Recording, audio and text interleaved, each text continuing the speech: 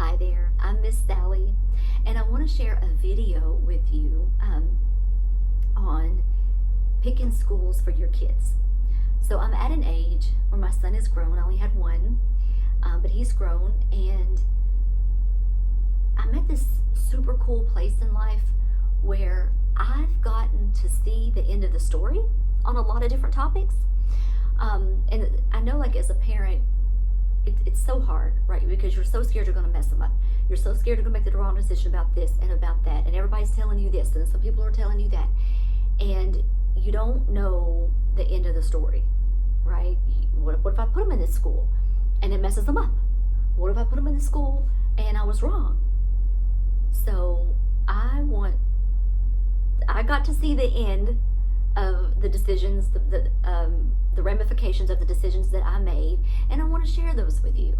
So for years, I was being led by the Lord, traveling for my job, and I took my son with me, and we traveled, and he traveled with me, and everybody said I was going to mess him up.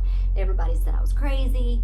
All my family, always got to be in the same school. You shouldn't be moving him around. Blah blah blah blah. I mean, I heard this till I was like, I couldn't even sleep at night, right? And I had him in private schools. The private school that I chose at that time was one where we could take his books with us when we traveled.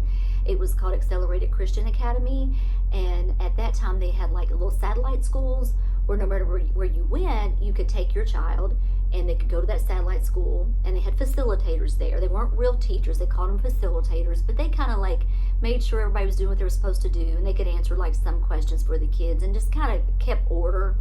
But anyway, and so pretty much these kids could pick up on the very page that they left off. There was no interruptions, and you took their work and their books with them wherever you went. And I traveled around the country with my son. Lots of people do that now. I did this before it was cool. I did this before COVID. I did this first. Anyway, especially as a single mom. So we traveled, we did all this stuff. Can I just tell you that my son is so smart? And see, back then I did not know that the schools were brainwashing our kids. I didn't know that. See, God knew.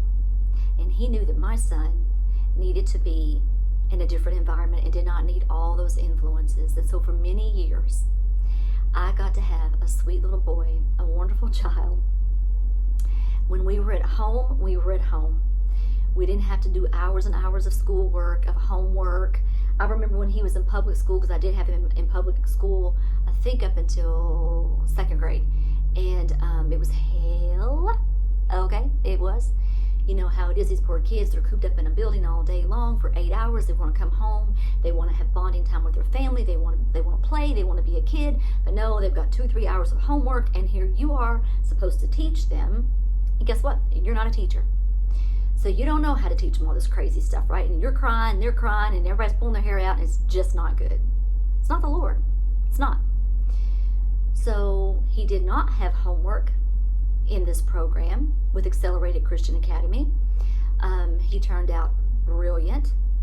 Now, we'll tell you this.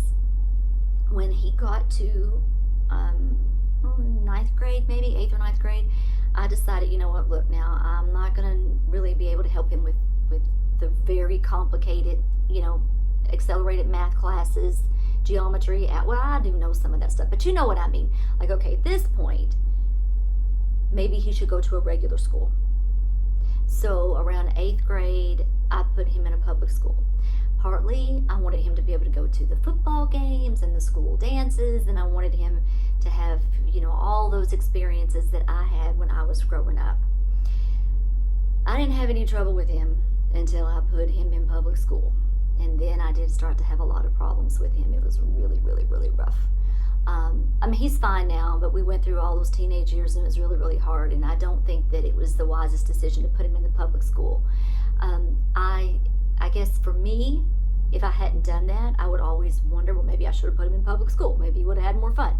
But it didn't turn out to be more fun for him. It turned out to be lots of issues, and he developed a lot of bad habits, was influenced under, he had some bad influences.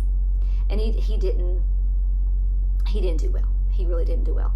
And I had a lot of problems with him at home. I did not know how much they brainwash your kids. You know, I mean, he was coming home with, well, if you try to tell me what to do, I'll call social services, you know, and you'll be in trouble and you'll lose your job. And I'm like, oh, who is this, you know? I was a good mama. I was kind of, he'll say I was a good mom and I was easy on him. Now, he would tell you I was hard on him, but I was not hard on him. And he was not, I wasn't like a super strict parent, you know. I was also a single parent, so I'm kind of a softie. I think he got over on me quite a bit. But anyway, the long and short of it is, if I had it to do over, I would have kept him in the private school. And if the math classes had gotten to be too intense, I would have just gotten some private tutoring to get him through those. And that's really what I should have done. Again, I didn't have any trouble at all with him until I put him in public school. So if you are a single parent and you are praying and you're like, God, I don't know what to do, especially these days, the way the schools are, I just encourage you, you know, if your gut is telling you that he needs to be in a private school or even some kind of a homeschool environment, go for it. Just go for it. You're smart. You're going to know when he comes across subjects and content that you're not capable of tutoring him on, and then you hire a private tutor. You get him over the hump. Most of it you can tutor him on. It's just going to be a few math classes here and there. You're not going to try to homeschool him for college, okay? We're talking about grade school and junior high, and honestly, even high school. So I hope that this is helping you. I'm so sorry, excuse me. I hope that you found this information helpful. And I'm just speaking to you from an OG, somebody who's been there and done that, and letting you know what I've learned along the way. Good luck. God bless you. Jesus loves you.